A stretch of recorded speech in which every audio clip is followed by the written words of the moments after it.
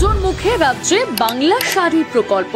রাজ্য জুড়ে থাকছে আউটলেট। কোন কোন জেলায় হবে দোকান জানেন? বাংলায় শাড়ির ঐতিহ্য বজায় রাখতে অনেক আগেই এই রাজ্যে শাড়ি বিক্রির বিস্তার বাড়ানোর কথা বলেছিলেন মুখ্যমন্ত্রী মমতা বন্দ্যোপাধ্যায়। এবারে সেই ভাবনা থেকে পুজোর আগে বাংলার শাড়ি প্রকল্প চালুর ঘোষণা করলেন মুখ্যমন্ত্রী। মূলত রাজ্য সরকারের এই উদ্যোগে বাংলার যে নিজস্ব শাড়ি রয়েছে সেই শিল্পকে বাঁচিয়ে রাখা যাবে, যার ফলে একদিকে যেমন রাজ্য জুড়ে বাংলার শাড়ির শ্রীবৃদ্ধি হবে, ঠিক তেমনি এই শিল্পের সাথে যুক্ত শিল্পীরা আর্থিক দিক থেকে সমৃদ্ধ হতে পারবেন। এই ভাবনা থেকে মুখ্যমন্ত্রী জানিয়েছেন যে রাজ্যের প্রতিটি ব্লকেই এই ধরনের শাড়ি বিপণী তৈরি হবে। আর সেই লক্ষ্যকে সামনে রেখে এবার বাংলার শাড়ির আউটলেট খোলার ব্যাপারে শুরু হয়েছে তোড়জোড়। পাশাপাশি চলতি বছরে পুজোর আগেই কয়েকটি আউটলেট খোলার ব্যাপারে গুরুত্ব সহকারে চেষ্টা করা হচ্ছে। এদিকে যেমন এই শাড়ি কেনা বেচা বৃদ্ধি পেলে লাভবান হবেন তাঁতিরা, ঠিক তেমনি যেখানে